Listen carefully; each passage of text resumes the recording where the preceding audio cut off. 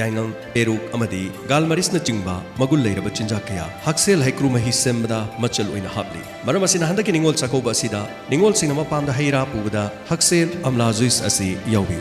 Haksel juice packet ani thokna phangbigan ahanbaki gold package MRP da lupa chani packet ohum leirabadi ama frida phangbigan aduga silver packet sumna tangi MRP da lupa chamaga tara khaktani Haksel amla juice asi manipur gi maming leiraba port mamal hongna phangnaba red delivery service ta su phangbigan James dukan khongjo bazar Lucky store Lanchenbi store Pancha dukan Sanamahi dukan Wangjing Thobal bazar gina Salam dukan Sanjit Pan dukan Surgi dukan Jivan gi dukan Bogen store Brojen store Urban store Arun amadi Nehru gi dukan da phangbigan amadi Khetri Sanglenda Anil Pharmacy da marangkaina phangbigan Thobal ningomamdana Lata Pharmacy Charangpatna loken Sarat amadi Somen gi dukan da phangbigan Podasi athopong gi dukan sing da su phangbigan Khangabokina Premjit Wholesale Store Girani Wholesale Store Arun Wholesale Store da phangbigan Hauka Babu Bazar da Sainta Store da phangbigan Puthok Chari Haksel Foods ki Iramdam Sanalepak Manipur asida sungjaba Amla Juice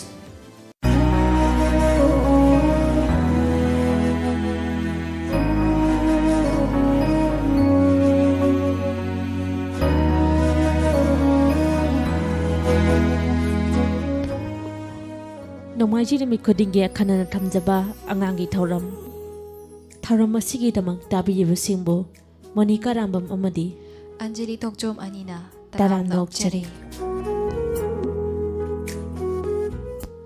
adudi iche Anjali ngasige khoi thauram sida sijanajari ba khoi mobile number mayam da amukta ningsingjagi 8119071110 number ase amukta ngahana ningsingjagi 8119071110 haiba number asida call tabirakduna adom domgi isa sina laiba telen adu uthakpiba yagani Thouram asigi ahanba call lokatchage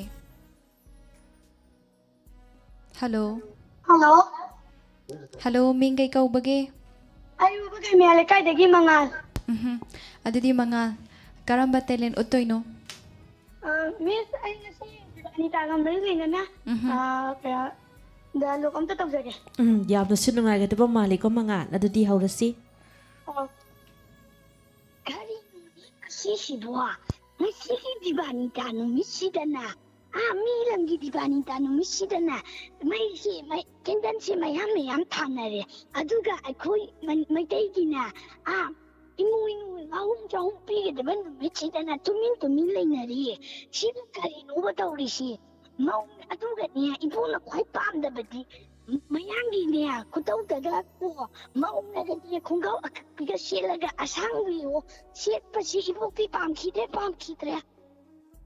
Napa yan mi macha ngai du ko ibu tin ye yang pa o thong su pam khini gedran ko oi madang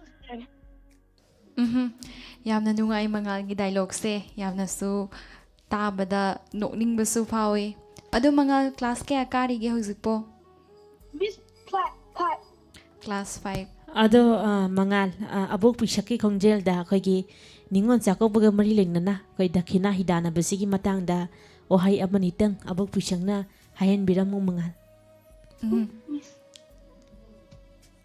Ningon chako banu mi sida ibu mo ningon chako banu mi sida ni khangbra nangi nupido mui mayu ke langi bu hai gi ni moi gi ai nupina di please ama hapo aduga washing machine da hapo hai ki ni Noina haidu magi mabu mapasing du lairamni su khandi lairamu su khandi noina ngangi du kari nuba mai taigi sak chaminara galoi ba potu bu kudai ama selaga machan du bu sak charang tan chaminara ga lo sanba ya ba thauram du bu na please hapu ada hapu na tawrido ibu ti pamde Miss matang silo sajari yam phajana abok pisangna haida bimong da ko mangal yam phajana udok piram bathaga chari mangal adudi mathangi collar amadam kodong jaba pisari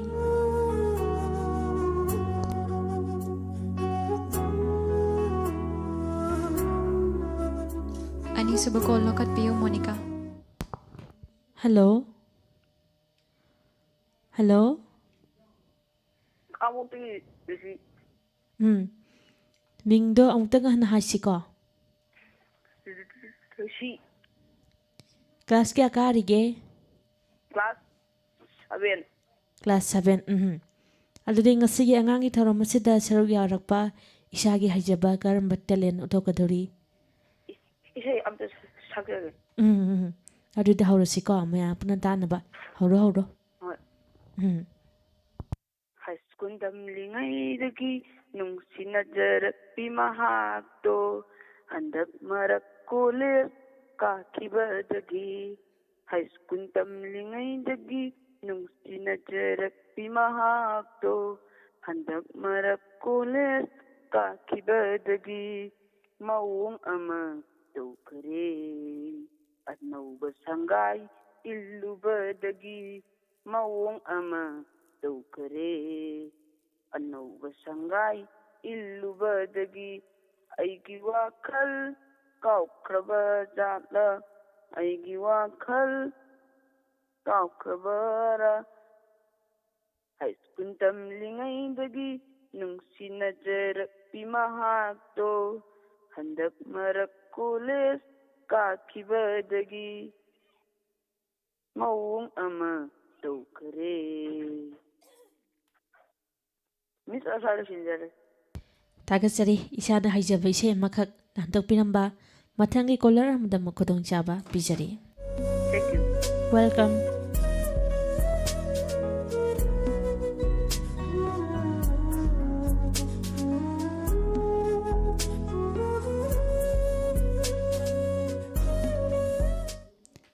ꯃꯊꯪꯒꯤ colour ꯂꯧꯈꯠꯆꯒꯦ. Hello. Hello. Hello. ꯃꯤꯡ ꯂꯩꯐꯝ ꯑꯃꯨꯛꯇ ꯍꯥꯏꯕꯤꯌꯨ. Mingendagi Romi. ꯃꯤꯡꯗꯣ ꯑꯃꯨꯛꯇꯪ ꯍꯥꯏꯕꯤꯔꯛꯑꯣ. Mingendagi Romi. ꯔꯣꯃꯤ. ꯑꯗꯨꯗꯤ ꯔꯣꯃꯤ, ꯉꯁꯤꯒꯤ ꯊꯧꯔꯝ ꯑꯁꯤꯗ ꯀꯣꯜ ꯇꯧꯕꯤꯔꯛꯄ ꯀꯔꯤ ꯇꯦꯂꯦꯟ ꯎꯠꯊꯣꯛꯄꯤꯗꯣꯏꯅꯣ? Isay amta sakjage. ꯑꯗꯨꯗꯤ ꯍꯧꯕꯤꯔꯛꯑꯣꯀꯣ.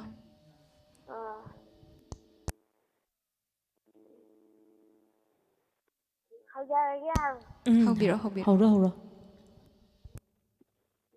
Nasigi nusiraga ase amilagasu lagasu. Nasigi nusiraga ase amilagasu lagasu. Kajigun kino amilagasu unagasu yada yongasi aigi sangka yada.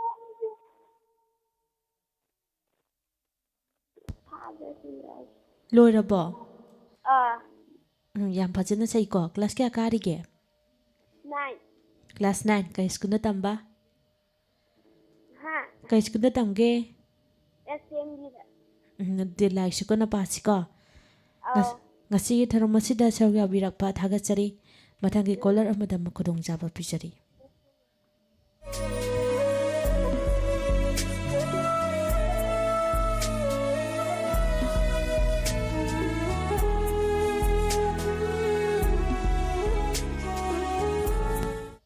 Hello.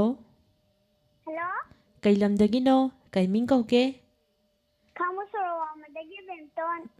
ꯕꯦꯝꯇꯣꯟ. ꯉꯁꯤꯗꯤ ꯏꯁꯥꯒꯤ ꯍꯩꯖꯕ ꯀꯔꯝꯕ ꯇꯦꯂꯦꯟ ꯎꯠꯊꯣꯛꯀꯗꯧꯔꯤ? Dalawanta sabdagi miss. ꯌꯥꯝꯅꯁꯨ ꯅꯨꯡꯉꯥꯏꯒꯗꯕ ꯃꯥꯜꯂꯤꯀꯣ. ꯑꯗꯨꯗꯤ ꯍꯧꯔꯁꯤ ꯃꯌꯥꯝ ꯄꯨꯟꯅ ꯇꯥꯅꯕ. ꯍꯧꯔꯣ. Hi miss. Matatoy. Ay Francis Fajaja. Ndang mamana saka wutan na ba Francis. Shole ne. Patele chiche. Chiche kulok pisan chiche. Ay sanaro che. Ay Francis mot kaniye. Ado nangi saka wutalo jo.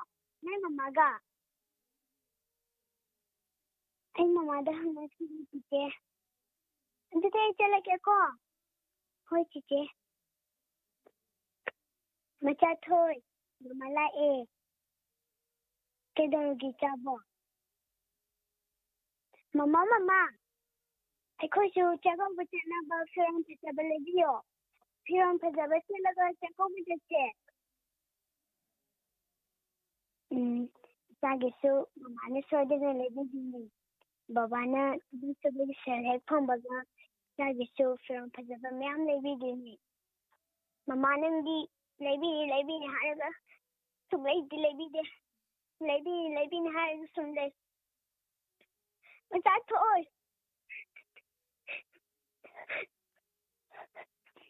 ꯃꯃꯥ ꯀꯩꯒꯤꯅꯣ ꯅꯪꯅ ꯀꯜꯂꯤꯗꯣ ꯑꯩ ꯐꯤꯔꯣꯜ ꯐꯖꯕꯒ ꯑꯝꯇ ꯁꯦꯠꯅꯤꯡꯗꯦ ꯑꯩ ꯆꯥꯛꯀꯧꯕ ꯆꯠꯂꯔꯣꯏꯒꯦ ꯃꯅꯤꯡꯂꯣꯝꯒꯤ ꯆꯤꯆꯦ ꯈꯣꯏꯗꯤ ꯐꯤꯔꯣꯜ ꯐꯖꯕ ꯁꯦꯠꯂꯒ ꯃꯆꯥ ꯑꯩꯉꯣꯟꯗ ꯎꯠꯁꯤꯜꯂꯝꯃꯦ ꯃꯆꯥ ꯊꯣꯛꯑꯣꯏ ꯃꯤꯁ ꯂꯩꯖꯔꯅꯤ ꯕꯦꯝꯇꯣꯟꯒꯤ ꯈꯣꯟꯖꯦꯜꯁꯦ ꯌꯥꯝꯅꯁꯨ ꯃꯥꯜꯂꯤ ꯃꯃꯥ ꯁꯥꯕꯁꯨ ꯃꯥꯜꯂꯤ ꯃꯆꯥ ꯁꯥꯕꯁꯨ ꯃꯥꯜꯂꯤꯀꯣ ꯃꯣꯅꯤꯀꯥ ꯕꯦꯝꯊꯣꯟ ꯌꯥꯝ ꯐꯖꯅꯁꯨ ꯇꯧꯈ꯭ꯔꯦ ꯁꯣ ꯑꯦꯛꯁꯥꯏꯇꯦꯠ ꯌꯥꯝ ꯊꯤꯅ ꯐꯖꯕ ꯍꯥꯏꯕ ꯇꯥꯔꯦꯅꯦꯀꯣ ꯑꯗꯨꯒ ꯏꯆꯦꯟꯖꯂꯤ ꯑꯩꯈꯣꯏꯒꯤ ꯑꯉꯥꯡꯁꯤꯡꯁꯤꯅ ꯇꯧꯊꯣꯔꯤꯕ ꯇꯦꯂꯦꯟꯁꯦꯀꯣ ꯑꯩꯈꯣꯏꯒꯤ ꯃꯃꯥꯡꯗ ꯄꯥꯡꯊꯣꯛꯈꯤꯕ ꯑꯍꯟꯁꯤꯡꯒꯤ ꯂꯥꯏꯐ ꯇꯦꯂꯦꯟ ꯍꯟꯗꯒꯤ ꯑꯗꯨꯃꯛ ꯏꯇꯥ ꯇꯥꯗꯅ ꯑꯉꯥꯡꯁꯤꯡꯁꯤꯅ ꯑꯗꯨꯃꯛ ꯐꯖꯅ ꯇꯧꯊꯣꯔꯛꯄ ꯑꯉꯥꯡꯁꯤꯡꯁꯨ ꯂꯩꯔꯤ ꯃꯁꯤꯅꯤ ꯑꯩꯈꯣꯏꯅ ꯑꯉꯥꯡꯒꯤꯗꯃꯛꯇ ꯇꯧꯖꯔꯤꯕ ꯊꯧꯔꯝ ꯑꯉꯥꯡꯁꯤꯡꯒꯤ ꯍꯟ ꯇꯧꯖꯔꯤꯕꯁꯤꯡꯁꯦ ꯊꯥꯒꯠꯆꯔꯤ ꯕꯦꯝꯇꯣꯟ ꯉꯁꯤꯒꯤ ꯊꯧꯔꯝ ꯑꯁꯤꯗ ꯁꯔꯨꯛ ꯌꯥꯕꯤꯔꯛꯄ ꯃꯊꯪꯒꯤ ꯀꯣꯂꯔ ꯑꯃꯗ ꯑꯃꯨꯛ ꯈꯨꯗꯣꯡꯆꯥꯕ ꯄꯤꯖꯔꯤ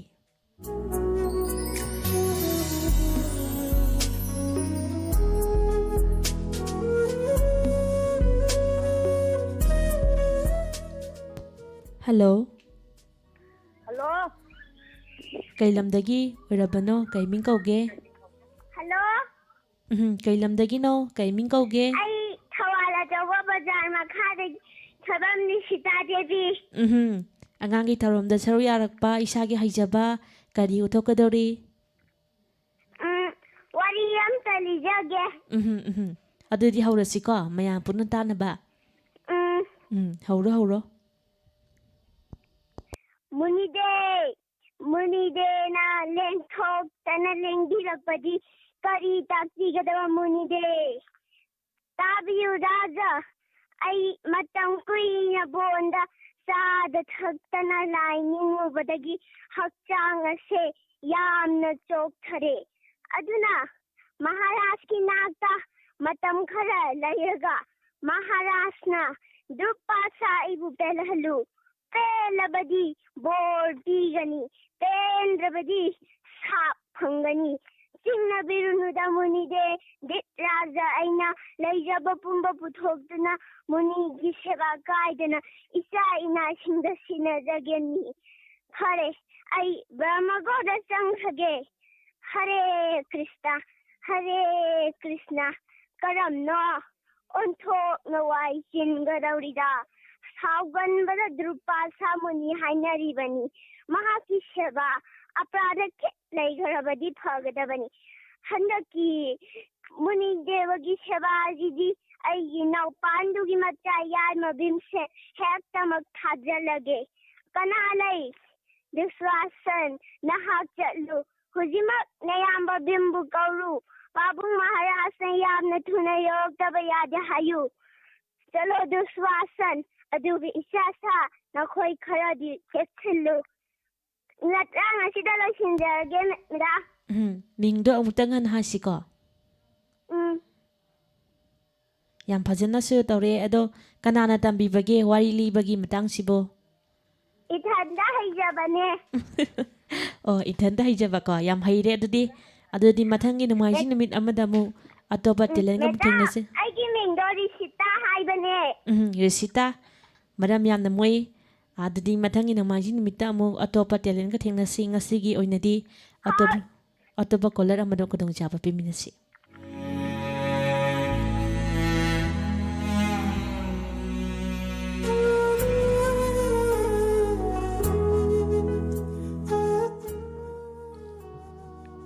ꯍꯜꯂꯣ ꯍꯜꯂꯣ ꯀꯗꯥꯏꯗꯒꯤꯅꯣ ꯍꯜꯂꯣ ꯀꯩ ꯃꯤꯡꯒ ꯂꯝꯗꯒꯤ ꯂꯩꯐꯝꯒ ꯍꯥꯏꯕꯤꯔꯛꯑꯣ ꯈꯥꯡꯕꯣꯛꯇꯒꯤ ꯔꯦꯁꯇ꯭ꯔꯟ ꯕꯦꯕꯤꯅꯥꯎ ꯑꯗꯨꯗꯤ ꯕꯦꯕꯤꯅꯥꯎ ꯀꯔꯝꯕ ꯇꯦꯂꯦꯟ ꯎꯠꯊꯣꯛꯀꯗꯣꯏꯅꯣ ꯍꯜꯂꯣ ꯌꯥꯝ ꯏꯁꯩ ꯑꯝꯇ ꯁꯛꯆꯒꯦ ꯍꯧꯕꯤꯔꯛꯑꯣꯀꯣ ꯑꯗꯨꯗꯤ ꯕꯦꯕꯤꯅꯥꯎ ꯇꯥꯃꯤꯟꯅꯔꯁꯤ ꯄꯨꯂꯞ ꯄꯔꯦꯝꯋꯣ ꯑꯩ ꯂꯥꯏꯔꯤꯛ ꯇꯝꯖꯒꯦ ꯄꯟꯊꯧꯋꯣ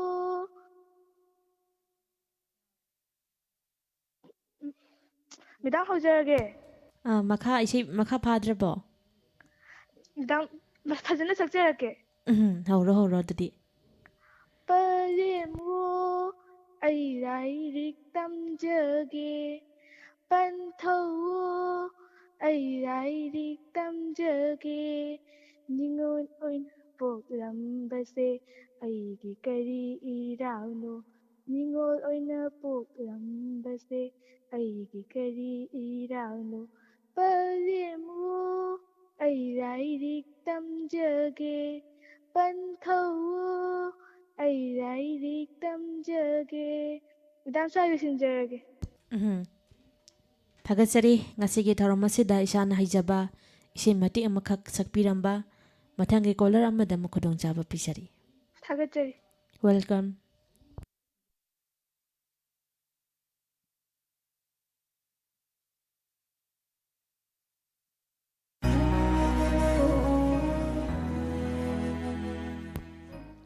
Hello. Hello. Hello? Kay lamdagino? Kay ming kauge? Ay ꯇꯦꯟꯊꯥꯗꯒꯤ ꯁꯤꯜꯄꯥ. ꯇꯦꯟꯊꯥꯗꯒꯤ ꯁꯤꯜꯄꯥ. ꯇꯔꯥꯝ ꯅꯣꯛꯆꯔꯤ ꯉꯁꯤꯒꯤ ꯊꯧꯔꯝ ꯑꯁꯤꯗ ꯏꯁꯥꯒꯤ ꯍꯩꯖꯕ ꯀꯔꯤ ꯎꯠꯊꯣꯛꯀꯗꯧꯔꯤ? ꯏꯁꯩ ꯑꯝꯇ ꯁꯛꯆꯒꯦ. ꯑꯗꯨꯗꯤ ꯍꯧꯔꯣꯀꯣ ꯃꯌꯥꯝ ꯄꯨꯟꯅ ꯇꯥꯃꯤꯟꯅꯁꯤ. Manipur, Manipur, Manipur, Manipur, Manipur kaubi imani, jinglol mapal na koshlibi. Manipur kaubi imani, jinglol mapal na koshlibi. Singni tamegi haurakhamni, Huruf kayagi kundapamni, Jagoi say sanabana, Jagputakpalam leni, Manipur kaubi imani, Loktak naming sel oy balam, Tayo sangay gisanakam, Jagol kangjaygi haurakhamni. ꯂꯣꯏꯖꯔꯒꯦ. ꯁꯤꯜꯄꯥ ꯏꯁꯩ ꯁꯛꯄ ꯈꯛꯇꯪ ꯍꯩꯕ꯭ꯔꯣ? ꯁꯩꯔꯦꯡ ꯊꯤꯕꯒꯨꯝꯕ ꯑꯇꯩꯗꯤ ꯍꯩꯇꯕ꯭ꯔꯣ? Hello. ꯁꯩꯔꯦꯡ ꯍꯟꯗꯛꯀꯤꯗꯤ ꯀꯣꯔꯣꯅꯥꯅꯤꯅ ꯌꯥꯝ ꯀꯟꯅ ꯍꯧꯗꯦ. ꯑꯗꯨꯗꯤ ꯁꯤꯜꯄꯥ ꯃꯊꯪꯒꯤ ꯅꯣꯡꯃꯥꯏꯖꯤꯡ ꯅꯨꯃꯤꯠ ꯑꯃꯗ ꯑꯃꯨꯛ ꯑꯇꯣꯞꯄ ꯇꯦꯂꯦꯟꯒ ꯊꯦꯡꯅꯁꯤ. ꯉꯁꯤꯒꯤ ꯑꯣꯏꯅꯗꯤ ꯃꯊꯪꯒꯤ ꯀꯣꯂꯔ ꯑꯃꯗ ꯑꯃꯨꯛ ꯈꯨꯗꯣꯡꯆꯥꯕ ꯄꯤꯃꯤꯟꯅꯁꯤ. Thank you, madam. Welcome.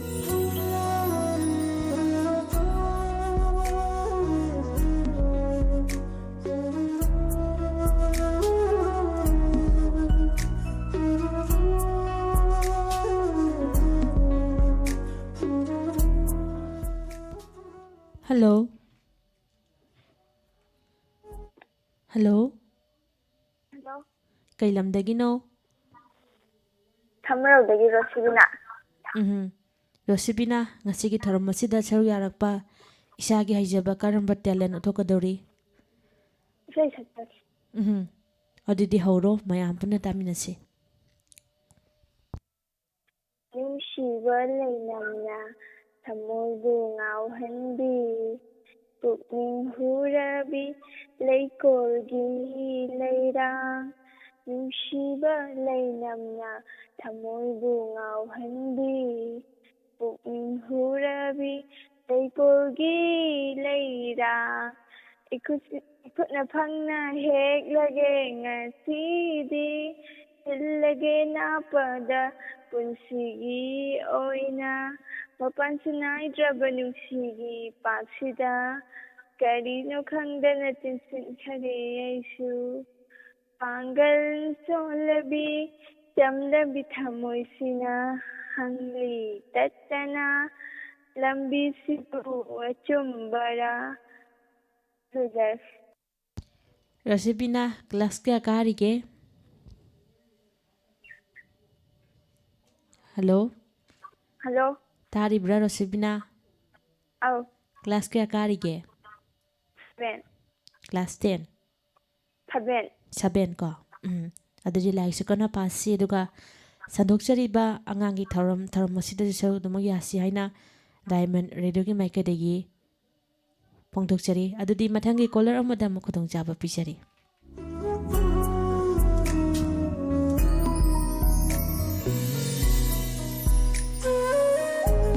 Monica pung asisu yamna laisilaktrapnina matangi caller asina aroiba oinaba tawse ko Monica ꯏꯆꯦ adidi Thouram asigi aroiba caller lokhatchage Hello Hello? Hello ming kari Hello? kaubage Puspa, kai lamdagi Thouramdagi. oh adidi Puspa karamba talent utpigadoino Isay ama sake.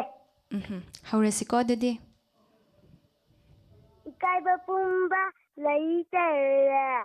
Laijaba kuding tinnare. Kamoisi kudidagi nam thakre.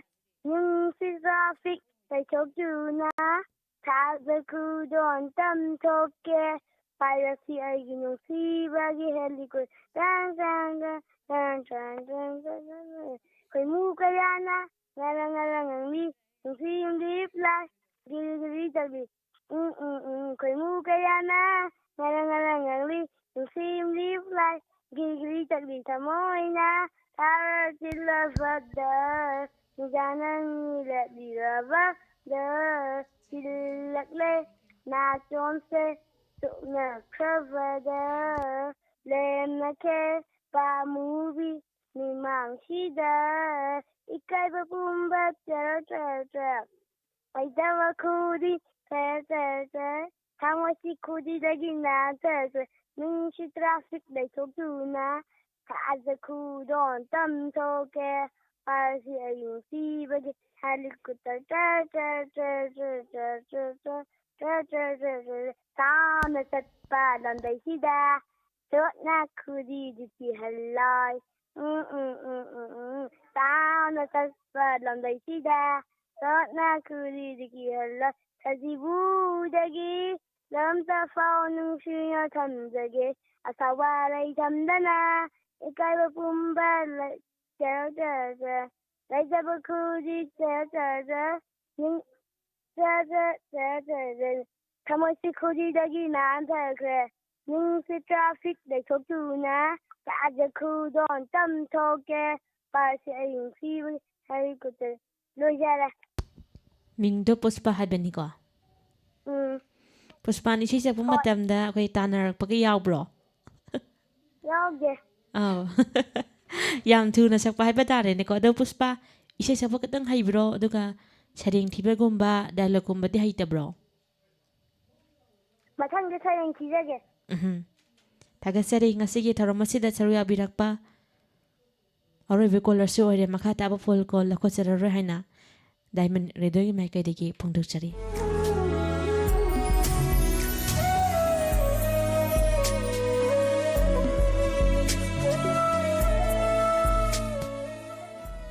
ꯉꯁꯤꯒꯤ ꯑꯣꯏꯅꯗꯤ ꯅꯣꯡꯃꯥꯏꯖꯤꯡ ꯅꯨꯃꯤꯠ ꯈꯨꯗꯤꯡꯒꯤ ꯁꯟꯗꯣꯛꯆꯕ ꯑꯉꯥꯡꯒꯤ ꯊꯧꯔꯝ ꯂꯣꯏꯁꯤꯟꯖꯅꯕꯒꯤ ꯄꯨꯡꯖꯥ ꯑꯗꯨ ꯌꯧꯁꯤꯜꯂꯛꯂꯦ ꯊꯧꯔꯝ ꯑꯁꯤꯕꯨ ꯍꯧꯕꯗꯒꯤ ꯂꯣꯏꯕ ꯐꯥꯎꯕ ꯇꯥꯕꯤꯈꯤꯕ ꯑꯃꯗꯤ ꯊꯧꯔꯝ ꯑꯁꯤꯗ ꯀꯣꯜ ꯇꯧꯕꯤꯔꯛꯇꯨꯅ ꯁꯔꯨꯛ ꯌꯥꯕꯤꯈꯤꯕꯁꯤꯡꯕꯨꯁꯨ ꯊꯥꯒꯠꯄ ꯐꯣꯡꯗꯣꯛꯆꯔꯤ ꯋꯥꯐꯝ ꯑꯁꯤꯒ ꯂꯣꯏꯅꯅ ꯊꯧꯔꯝ ꯇꯥꯕꯤꯕꯁꯤꯡꯕꯨ ꯃꯣꯅꯤꯀꯥ ꯔꯥꯝꯕꯝ ꯑꯃꯗꯤ Anjali Thokchom Ajin Anina ꯈꯨꯔꯨꯝꯖꯔꯤ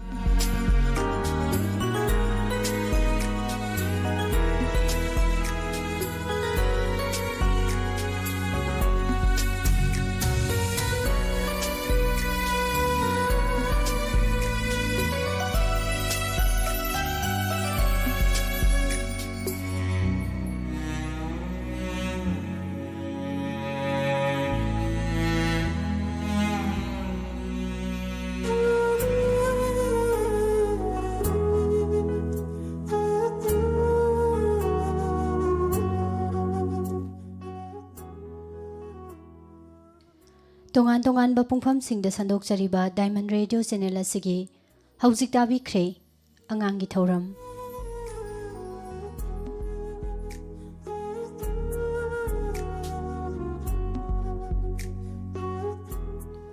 ꯊꯧꯔꯝ ꯂꯥꯟꯊꯣꯛꯄꯤꯈꯤꯕꯁꯤꯡ ꯃꯣꯅꯤꯀꯥ ꯑꯔꯥꯝꯕꯝ ꯑꯃꯗꯤ ꯑꯟꯖꯂꯤ ꯊꯣꯛꯆꯣꯝ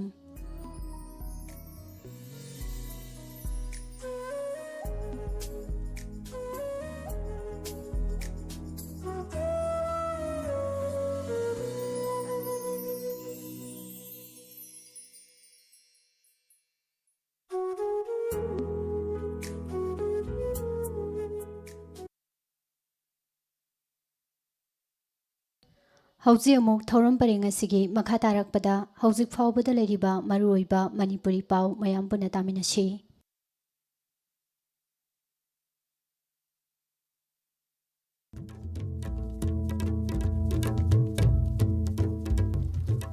अहानबद मुरुई पाव चीफ मिनिस्टर एन बिरेन कोविड-19 पॉजिटिव ओइरे मणिपुर की कोविड-19 पॉजिटिव ओइबगी मोंग मिपाइनिंगाई ओइबा थाक यौरे सही सिग्निगोल चाखौबगी दमक फिशरी डिपार्टमेंट ngaगी ममल चादा कुन ताथरगा फंगलगनि हाइना फिशरी मिनिस्टर ना फंगदोखरे तोंगान तोंगान ममफमनि दा सकंगदब सिंगना bomb थमलमले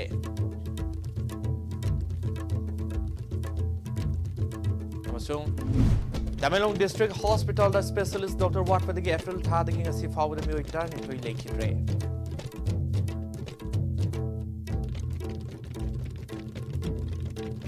COVID-19 nagi ngak thoknaba miyamna sapona khuttoina hambiu. To protect from COVID-19, wash your hands with soap frequently.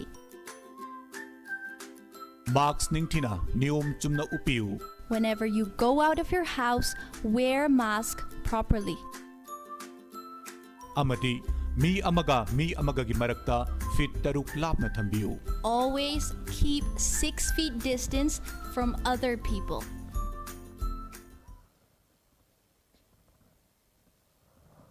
Kurumjre meng tabrib sing taram nok subulona pauksan no pijre Status COVID-19 positive oibagi phibam mipainingai oiba thak yore Chief Minister N Biren ngasiyuk test tawda COVID-19 positive oire Chief Minister masana social media da thadrokpa page samada mahak masa nungairaktabadagi test tawda positive oire handak nominee asida mahaka nakna loina kiba mioising test tawthokpiu haina Chief Minister na appeal torli panbayai Manipur gi oina COVID-19 laisattagi laksinaba March ki tang 18 dagi lockdown thamduna section thorang lokhalakibani Status gi oina miyamge mihusing manungda MLA Fajur Rahim na ahanba positive oiba mioi oikibani maki matungda Works Minister TS Biswajit hanigi Social Welfare Minister Namsa Kipgen yauna atei lusingba kaya amasu positive oiba thengna khrabani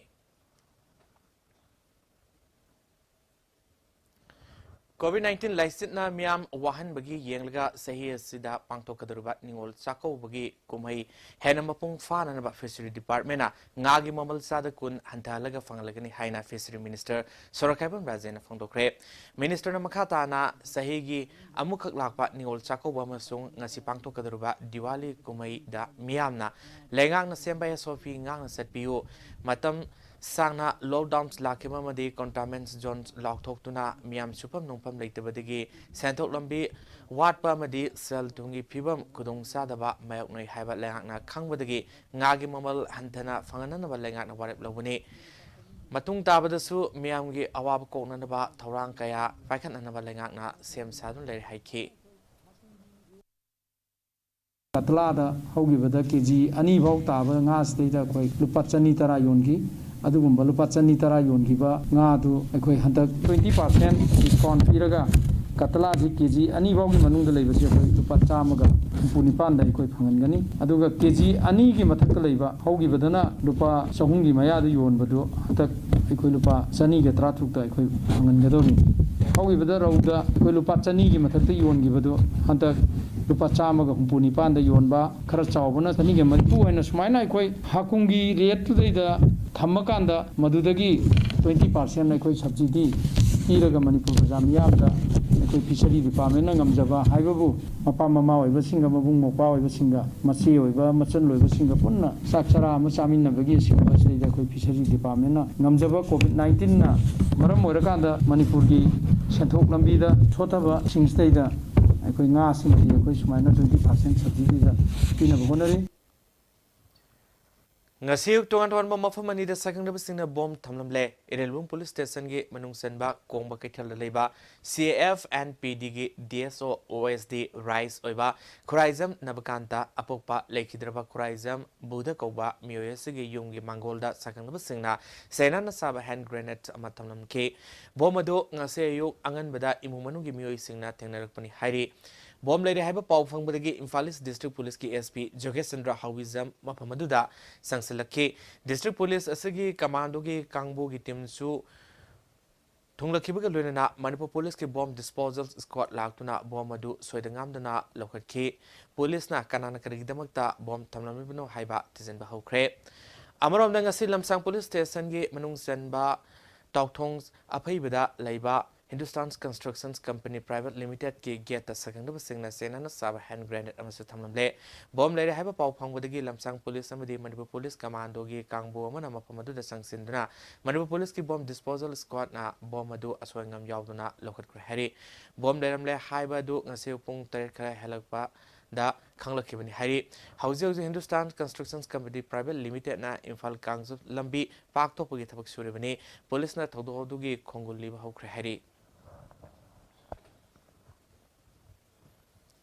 Chief Minister N. Birena Manipur gi Kasin Koya Sin Batungna Thong Manana Sakwat Hangani Haina Miyamda Lauthopa Laikrabasu Subdivision Headquarters Sing the Lairadana District Headquarters Sing the Fawa Award Pakaya Laire Habi Kolau Lakle Say Sige April Tadigi Ngasi Fawi Manunda Tamelong District Headquarters da Specialist Dr. Wat Padigi Mui Taranitoi Sikre Mui Hompunipal na Atopa Mapamda Lang Nunaba Thakibada Natana Makoising Adugi Manunda Lakidaba Kaya Yaure Hennapuning Singsingai Oba Wafamana Awadapa Laibama the specialist doctors Matik Sadabadagi Impal the Angang Unanaba Pukibi Nupi Masu Lambida Lakidra Hari ISTV News ki Tamanglong correspondents Daniels Kamaina Pirakpa Paugimatung in district hospitals Asida Housing Medicine Pediatricians Ophthalmologists orthopedic surgeons, general surgeons, radiologists, amadi psychiatrists na singbising specialists amata leitre masigi mathakta technicians kayamasu award pa leibada natana blood banks amasung forensic science ki staff amata leite hari Maigi Kumai Diwali Amadi Ningol Sakobana Lapada Manipur Legislative Assembly Speaker Y. Kemsana Miamda Yapa Pausel Pirli Nimirasana Lapada Lamdamasi Nungsi Sanaba Tangdu Laitaba Lamdamama Purpo Oresano Ningolobi Singna Yungi Taudang Loriba Amadi Kunai Semnaba Wanabada Pang Tok Liba Mataudang Sings Miamna Kaupam Tokte Hari Amaramda Diwali Kumaina Lakpada Agriculture Minister O Lukhoina Yapa Pausel Pirakli India ki Maruiba Festival Amoriba Dipavali Kumayasi Patraba Rabanbu Maitiba Piramlaga Ramna Ajodhyada Halakpadu Taramna Oktuna Pangthokiba Patababu Maitiba Piba Amambabu Anganbana Mangan Kiba Numitni Haina Tazanaribani Nimirasina Lakpada Pataba Amambabu Asumbamadi Anganbana Maitiba Piduna Punamaki Mangal Purpo Oresno Hari Manipur Ladiba Maitei community ge Ningols Oibi Singi Asoba Kumai Ama Oriba Ningol Sako Wamadi Hindu lining Satpa Singi Maigi Kumai Dipavalina Lakpada District Administration Tawalgi Maikaidigi Deputy Commissioner Tawal and Bandanana Miamda Yapa Pausel Pirakli Kumai Asina Lakpada Amaga Nungsinaba Hangatpa Amadi Ing Tapa Lamdamama Oresano Haina DC Bandanana Pongdo Aduna Miamna COVID-19 Lyset Marak Asida Yamna section Binanaba Kaitelda Port Labida Amaga Yamna Naksin Bidana Amadi Marup Mapang Sing Tengnabada Tangai Fadaba Karatamak Tengnabinaba Lunana Tangai Fadana Marks Upinaba Miam Apple Torley Handak Sahigi Diwali Amadi Ningo Chakobana Lapada Lamdams de Labiriba Kudimaku District Administration Tobal Kitaraptaki Yakabos Bizari Handaki COVID pandemic na Warba Matam Steda Tangai Padana Pundaba Yaba Munu Singdam Punbiraga Atedi Matang Lapada Diwali Amadi Ningo Chakoba Singda Mayam Punbinaba Haizari Amaromda Huzik Katilda Pochalebagi Yamakana Yam the crowded oina Uribasisu Yaiba Makai Tangai Padaba Poche Singdang Labiba Aduga labor matam tasu fazana SOP makpiduna face masking fazana upiba amadi side hand sanitizer pubinabasu koina haizari Imphal District Police na sinduna ngasi COVID-19 laina laisategi ngakthoknanaba miyamna face mask upnanaba social distancing amadi lengak na lautokpa SOP ngakna miyamna sananaba pausel puba rally ma konung mamangdagi hauraga andro parking amadi kaithal asang bifaba additional SP traffic SDPO Porompat DSP operation OC traffic narcotic cells amadi reserve land police personnel singna saruk yaduna sakre hauji pawmak thana tim rem tang lomina se break matung taram nok sri makata pausing kumbi manung da leba club NGO madi CSO singya punbalu fama oriba kumbi urban development committee KUDC na ngaseu angan badagi nungtil fawda kumbi thongdagi kumbi police stations fawgi sorok da paksin duna leba labuki lebak sing sengdokre larok pantha lakpada miyamna laweiba haurakpa tractor amadi truck na labuktagi pukhalakpa laikhom sing lambi sorok da tawba sings aduna kumbi wangugi main roads asi labuki lebak na mafam khuding da napsin duna leibadagi asad hok toba gari masa thauba mioi singda kudong thiba thorokpagi akiba ma lakle haina KUDC gi secretary wangwam roki sana fondorle yamlaba KUDC gi thongmi singna ngasi kilometer anirom sangba lambi asida paksinduna leiriba labuki lebak singsadu lokthokpaga loinana KUDC nasu lomi singwidi tractor mapu singdasu laweiba kakhalakpada lambi sorokta labuki leikhom thadabidanabasu haijaki kumbi manung da leiba lambi sorok singda pakpa leikhom sengdokpagi thabak KUDC na nomaijing numit khuding gi leptana sathargini haina mahangna makatana fondorokle miyamgi maruoina gari masa thoriba singna thengnariba khudong sadaba sings asi yengbiraga laupu amadi tractor loidiba mioi singna lawgi lebak sorokta tahanbidanaba honabiu hainasu rokisana arfil torokle Ningol Sakau Mari Lenana Lamsang Kendra Leba Marabak Tiraba Lukrabi Sings Amade differently Evels Oirbe Ningol Singda Kudol Port Speed on a Lapagi Saru Omo Oina Logzana Sakti Party Manipuri General Secretary Administration Su Oiriba Kundrafam Kanba Maitaina Ngasisu Kendra Sigi Manungsan Leba Tingri Maharani Faidinga Kamarals Kongampat Kuno Akams Langam Kuls Tautong Kuno Amade Kundigi Ningol Singda Lamdamadugi Club Amadi Miamga Kusam Narga Kudol Tamkre Kanmana Kendra Sida Leptana Mating Pangba Asida Lamdamadugi Club Amadi Ningol Singna Tagatpa Fongdopulana Makitungi Punsida Mai Papa Oresno Haiki Koi kundra tong kanba koi social worker sina ningon chako ga mari leinana koi lukhrabi sing leita laira singda ningdam da ga mari leinana ngamjaba phiron khara khungagi leita laira sing khita lapiduna miyambu taram oktuna magi ngamjaba khara khudon tamjabasi marabi gi oina yamna harau tayambaga loinana babu thagatpa phongdokchari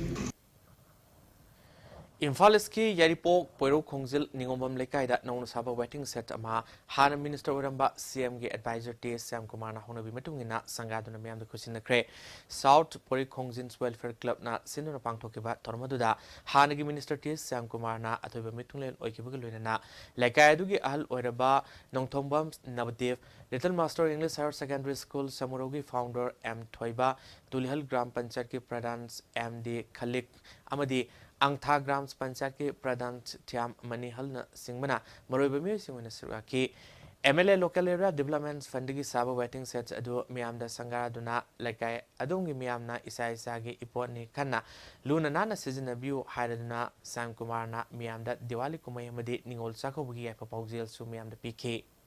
Si Sangabasi, Nimon Sakobagi, Mawina, Wiki, Kendalgi, Sitam Chandana Chaitra, Mari Bolda, Papagat, and Asa, Luke Halapagi, Numit Adunasini, Adu Pavali and Mayamna, Puzato, Live Kendal, Mangangi, Maiva, Madi Pukumaksu, the Wali Lapada, Magi Mangal, Adu Tamun, Sangana, Pakalama Kambu, Resuno, Duga, Live Nimon Sakobasina, and Musiki and Mayamda, Nxiva Madi, Ano, Hatuna, Nungsina, Amadi Puchisana.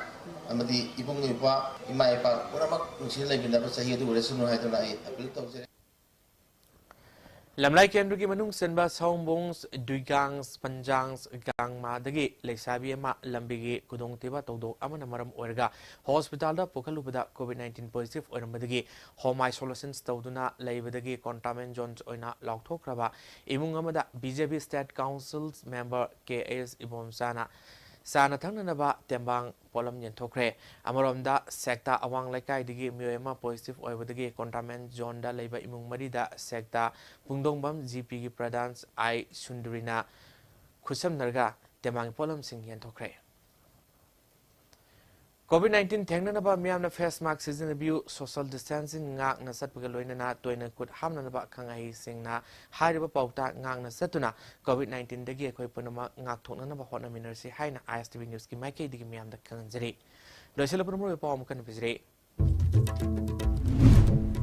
Safe Minister and Biren COVID-19 positive ore Manipur COVID-19 positive oibgi moong mi painai oiba thak yore Say signal Sako Buginamakta Fishery Department na ngagi momal sada kun tatharaga fangalagini haina Fishery Minister na fongdokre. Dongan tuan mo fumanida sakang da basing na bom tamlam le. Amasung Tamelong District Hospital the specialist Dr. Watpadagi April Thadagi ngasi fawna mi tarani thoi lekhidre.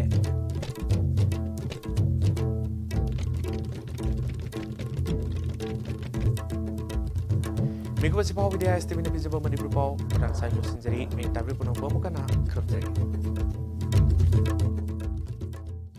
Hauzik tabi kre hauzik Pau bada leriba maruiba Manipuri Pau.